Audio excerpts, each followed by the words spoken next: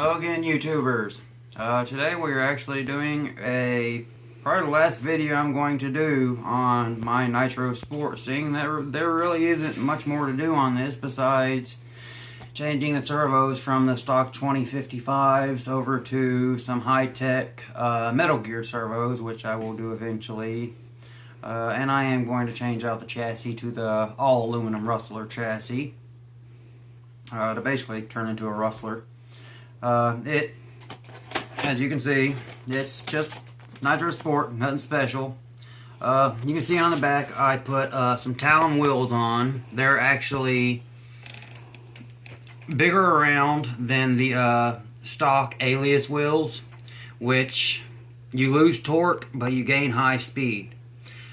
Another thing I did, which when I did this I lost a lot of high speed because the engine struggled. Here is the stock exhaust, and here is a very important part with this engine.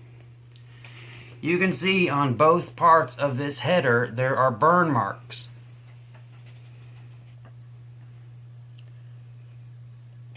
I don't know if you can see those little brown spots next to the opening. That is actually the entire exhaust port. There's about half a centimeter on each side being covered up. So I ordered and installed the all aluminum header, the stock resonators, freaking plastic. That's what comes with it. So I installed it. The one thing you do have to do is this little bevel right here, you have to grind down yourself. You see it right there. It interferes with the transmission case right here when you go to put it on the engine. But instead of those being right there, they're actually sort of slanted on each side, so all the exhaust gas comes out. It runs cooler. It still doesn't have a lot of low end torque, but the mid range and the high end is absolutely insane now. The stock 38 miles per hour, it has exceeded that extremely, and a lot of people don't know this. I don't know if people know this, but when it comes to vehicles, the more efficient you make it, the better it's going to be on gas mileage. A lot of people are going to think, okay, if I put a performance part on, I'm going to go through more fuel. That is not true. With this vehicle, when I first had it, a tank would maybe last me, I don't know, between 10 and 15 minutes. Now I'm at 15 minutes and more. You can see on top of my head, I ran it a couple times when I was trying to tune it without the top on, and it fell over and gouged the head and gouged the wire, but a little solder to fix the wire and some heat shrink, and it's as good as new without having to spend $4 and wait for Traxxas to ship me a new one. I can fix it myself. So for a tip, if you need to fix that little wire, just add some solder on it. Soldering is not hard, just put some flux on it where it got ground down so the wire is clean. Heat up the wire, add some solder to it, but make sure you always put your heat shrink on first, because if you try to put it on afterwards, the heat is going to make it shrink on down here, because it's going to get this whole spring hot. That's basically how this thing works. There's a damn spring, and it just clips onto the glow plug. But as you can see, this is all aluminum. The header goes all the way around. You have a very short connector that's silicone, so it can take the heat, so the exhaust gets out a lot faster. That is what gives you the more mid-range and the more torque. You can see that I actually cut my antenna down. That's because I'm running with a FlySky GT3C, and the wire is only about that tall, and I can go probably about over 100 yards without, I haven't lost control yet. I haven't lost connectivity between the transmitter and the receiver, but Very good buy. $50. Comes with a LiPo. Very nice 3-channel. Only thing I don't like is there's only a button to change to channel 3, and then you have to control it with the trim. But it still works. The things I'm going to do next, of course, is change out the servos. All they have is the stock Traxxas 2055. I put a high-tech servo on my T-Max on the throttle, and since it's faster, it opens the throttle a lot faster, so it's a hell of a lot snappier. And also the steering, I put a Savox or Servo. I don't know exactly how it's pronounced, so it's Savox. But I put that on my T-Max, and it has made it so I don't have to do the... I don't want to do the... Well, in order to do the dual servo steering conversion, I will have to remove everything from my telemetry or reroute the wires. I don't want to take the chance of them getting caught up in the driveline and then losing all my telemetry, because it makes it so I don't have to run with a heat gun. With this, I have to always have a heat gun. But one thing I noticed is this, since the exhaust gas is getting out, all the exhaust gas is getting out except for a little. That's how these work. It actually has a sonic, I can't remember exactly what it's called, but basically when it fires, a little sonic pulse. It hits right here and then bounces back, and that's what makes it so it continues running instead of the air-fuel mixture just going through and not firing. And that's also why you can run a supercharger.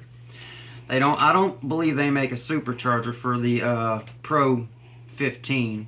This isn't just the 15, this is the Pro 15. There are some modifications you can do to the sleeve and the casing itself to give you an ass load of low-end torque, but until I have another Pro 15, I am not going to touch this case or sleeve, because I don't want to screw something up and then not be able to run it. The only real thing, this is basically a long-term review. I've had this about 2.5, 3 months now, and I've ran the hell out of it. I've had over a gallon in the engine.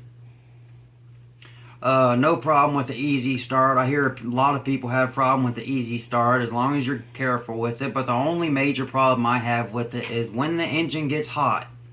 Since the fuel line actually touches and wraps around the header, yeah, it does have some heat protective material on the fuel line.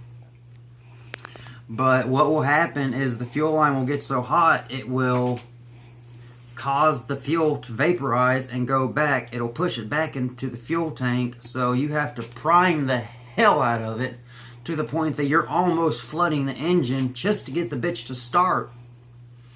And that's my biggest gripe with this, but I have been able to lean it out to the stock is 2.5 turns out. I'm actually running at 1 7/8 turns out. So I was able to really lean it out because of this. It is getting the exhaust out, so there's not a lot of extra heat. And this this stock head is actually has holes in it for air to flow through it. What I did was I cut a hole directly in front of the engine and the windshield. I'm going to put some screen in it eventually so shit doesn't get thrown in and get in here like some has already done. But I will admit I run this mainly on road, stuff like that. And this allows air to run through inside. I had already cut a hole here and up here, hoping that would give enough airflow and then come out right here for this. But it was getting above 300 degrees. Now I'm lucky to get above 270, which is what this Traxxas actually states, that this can go between 300 and 320 degrees. and that is safe operating temperature, but the optimal operating temperature is between 250 and 270. So now with this exhaust, it is running perfect. I'm running 2200 milliamp. I'm still running double A's, but I'm running rechargeable Energizer 2200 milliamp nickel metal hydride. It doesn't give me. I am eventually gonna put the hump pack in if I can. I'm not sure if I can. I'll have to look at some things. Yeah, I can. I'll just have to figure out a way to recharge it. But I have one in my T-Max, and I absolutely love it because it actually gives you 7 volts. It's rated at 6 volts, but when it's fully charged, it's actually showing 7 volts. That's what my telemetry shows me. When it was actually with the double A's, it was supposed to be 6 volts. It was only running at 5.5 because with the more powerful servos and everything, it was dropping off all the way down to about 4.5, which is not enough for the servos to work at what they're supposed to. But that's basically it for this. In time, I am going to change the rear drive shafts from the plastic to the metal, and change the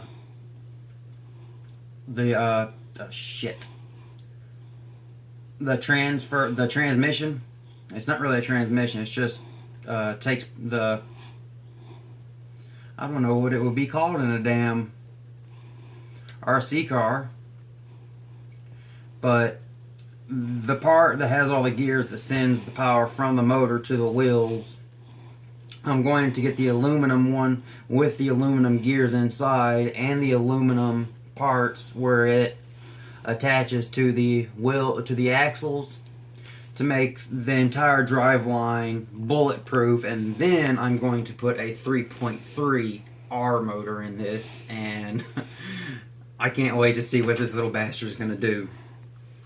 And that's going to be after I do the Rustler all-metal chassis. That has a bell crank steering, so I'm going to have to change my steering. I'm going to have to do a lot of stuff to change it, but that's basically everything I've done with this. With the tires that I've done, they're bigger, so I've lost torque, but I've gained high speed. I'm doing about, I'd say, 45 miles per hour,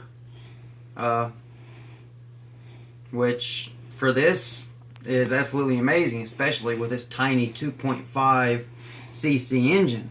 But you also have to realize the fuel you are running is 20% nitromethane and 80% methanol. Nitromethane was actually banned from the NHRA because it was so explosive. It was so dangerous that they banned it from the National Hot Rodding Association. So now Top Fuel dragsters are running on pure methanol. That's why you go through so much fuel in these little engines, because I believe the air-to-fuel ratio for methanol is 4 parts fuel to 1 part air. Regular fuel is 14.7 parts air to 1 part fuel. Yeah, so I had that wrong with the methanol. It's 4 parts air to 1 part fuel. So there's a lot more fuel going in, and that's why you get such a big bang, so much power with these things, and it's absolutely amazing what such a small engine can do. But a lot of people have argued with me saying, oh, you get more power with nitro, you get more power with electric. A lot of people from the past say you get more power with nitro. Well, technology has really evolved, especially with brushless motors. My short course truck with a Castle Sidewinder SV3 actually outruns this, not only in acceleration but also in top speed.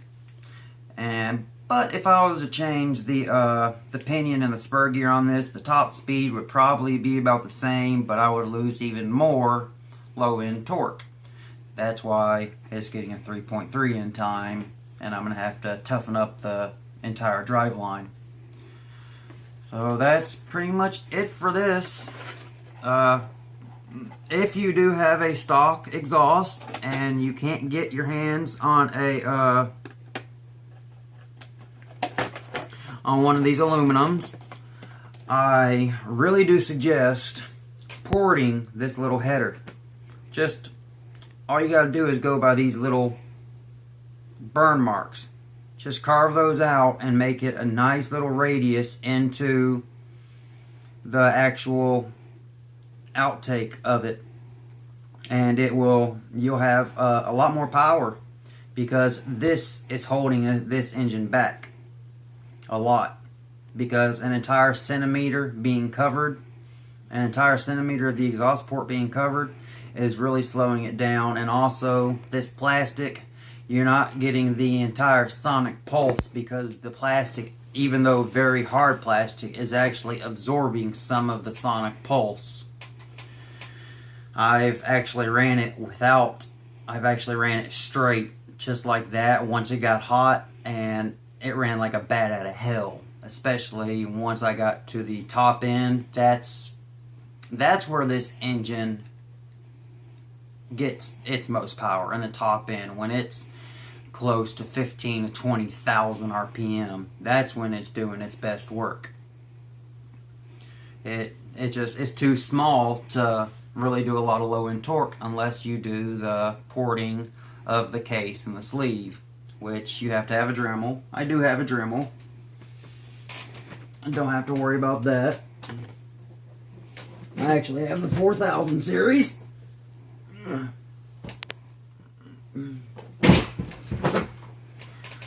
So when I do get a I'm probably gonna go straight to the 3.3, because that's what I have in my T-Max, and my T-Max pulls wheelies anytime I want.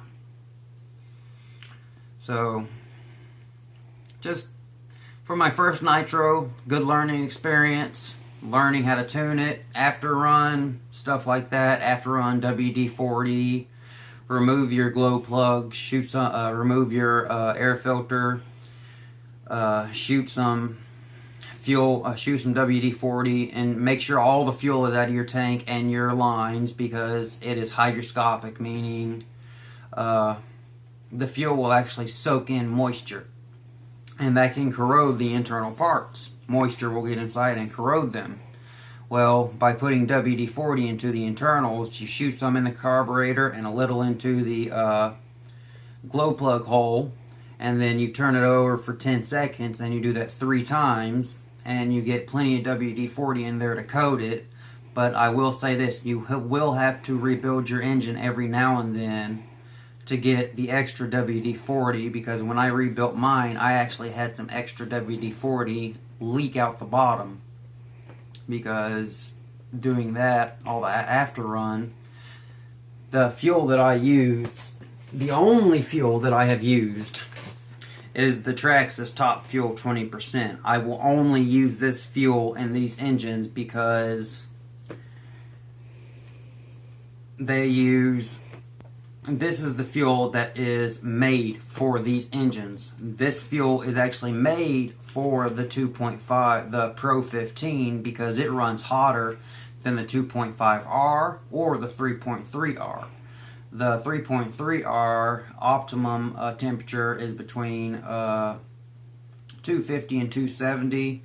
Never let it get to 300 degrees. Very bad for that engine. It won't die. You'll just go through glow plugs like you won't even imagine. I've gone through quite a few myself. But remember to cut some ventilation holes in your body. They never say that when you get a nitro, but you definitely have to do that, because you have to cool down the head. You have to cool down the engine, because these things are running a very explosive fuel mixture. But that's pretty much it. Absolutely loving it. A lot of fun. No running today because it is raining, it is storming outside, so I'm stuck inside with my little 1/24th scale drifting around my kitchen. So, but that's it for this. If I do another video, it will be putting the 3.3R in here and the Rustler chassis. But this will be my last video for this, so if you have any questions about this vehicle and anything that I have done to it, there is the comment section below. Please feel free to ask whatever you want to ask, and I'll do my best to answer your questions. I have ran this engine all the way up to 370 degrees, and it still ran fine. I just went through a glow plug. It breaks down the oil in the fuel, so it's not really the best for the engine, but it does run on ball bearings. You just got to be very careful. If it gets that hot, shut it off immediately, which is what I did. But that's it. So until next time, peace.